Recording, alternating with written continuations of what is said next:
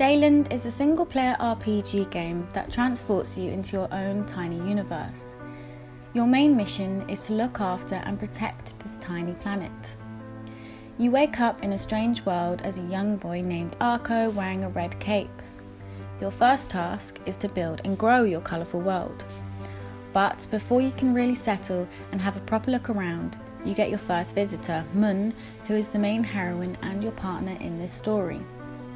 She guides you through your journey and helps you out on this very unique adventure, as well as protecting the small world from various monsters that come and attack your planet. You are also visited by a variety of interesting characters. Each one gives you individual tasks, adding to the story of the game. Over the course of the game, these characters will take turns to visit you. You can choose whether you want to let them land, the game giving you a 30-second timer in which to decide. This is done in bird's eye view, where you choose a landing spot so they can then bring their spaceship down to the planet. Some characters are also developments to the story. For example, after doing a quest for Locke, he gives you a few pages of a storybook. Over the duration of the game, you collect more of these pages and discover the ending to its story. It also eventually helps conclude the ending of the game, as well as explaining the reason you are placed on this tiny planet called Deiland. Whilst this is all going on, there is also a shadow lurking that haunts your dreams.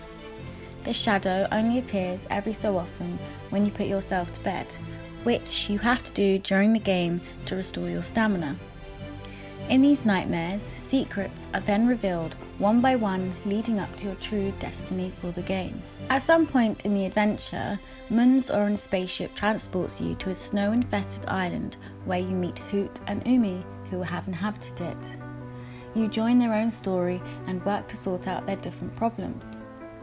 There is also another major character on the island called Nadawi. He gives you advice and shows you new spells, setting you up for your final and biggest quest. As long as you have the available fuel, which you can buy from Goliath, you can go back and forth from this planet as much as you like.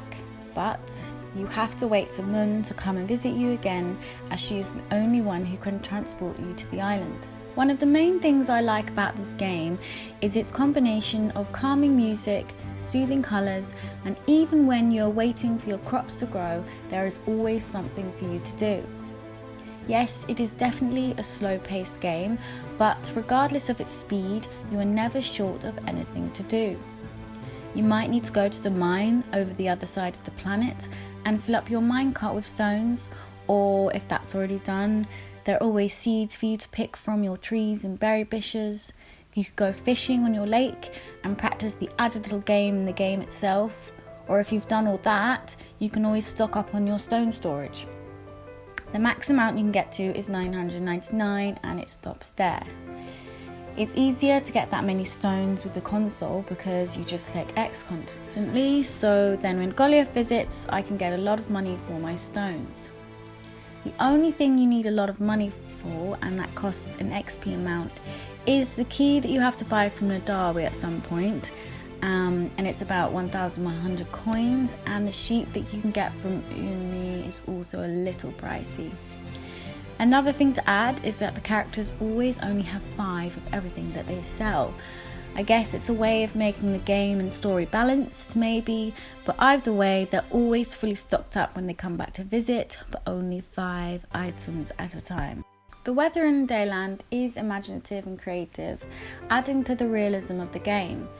It can change randomly, so sometimes you get rain and sometimes you get thunder and lightning alongside the rain. One of the game's clever tricks is where you are able to see the little planet from a bird's eye view angle.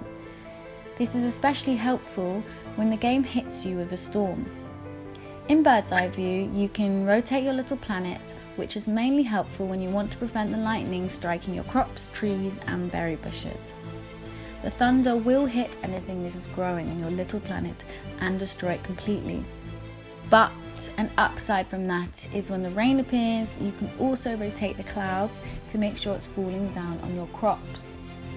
The rain is actually really cool because it enhances the speed at which your plants and crops grow.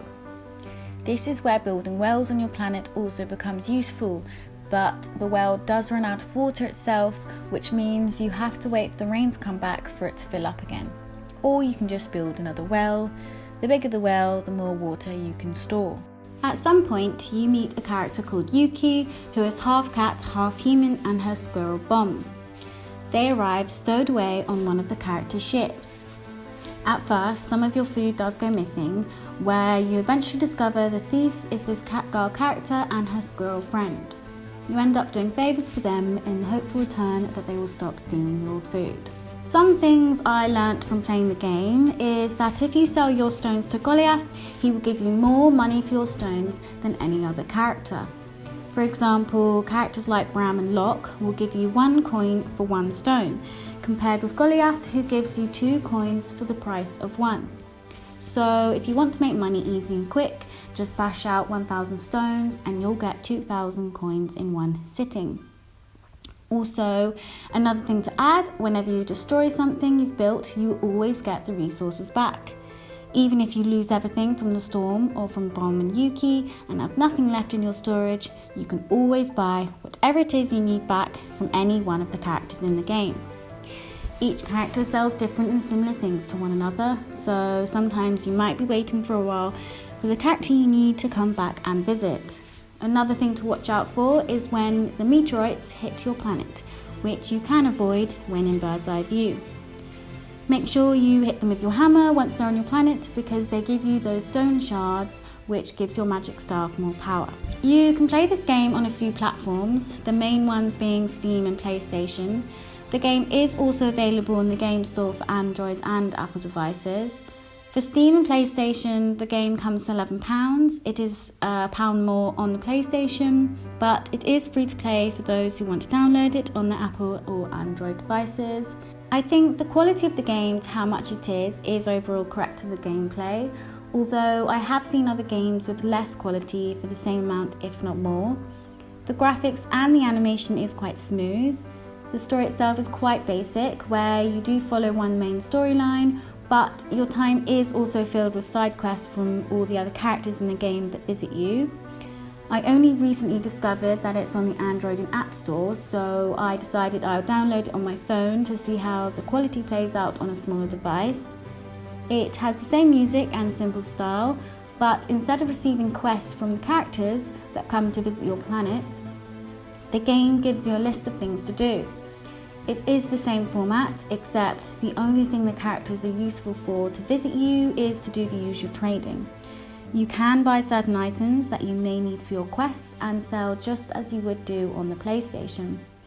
It is a different gameplay, and personally I find it easier to play the game on a console rather than a small screen on my phone. Regardless of my opinion, the graphics are still sweet, and well, it's free, so if you don't want to dole out 11 to 12 quid on this game but still want to play it, I'd recommend trying it out on your mobile devices if you have access. As someone who spent the 10 hours playing the game, I have to say I did enjoy the relaxing vibe it gave off. The only issue I have is the trophies not working sometimes, but there is a way to get them, yet you have to either reset the game or play it in Spanish, as I believe that it was originally created in that language.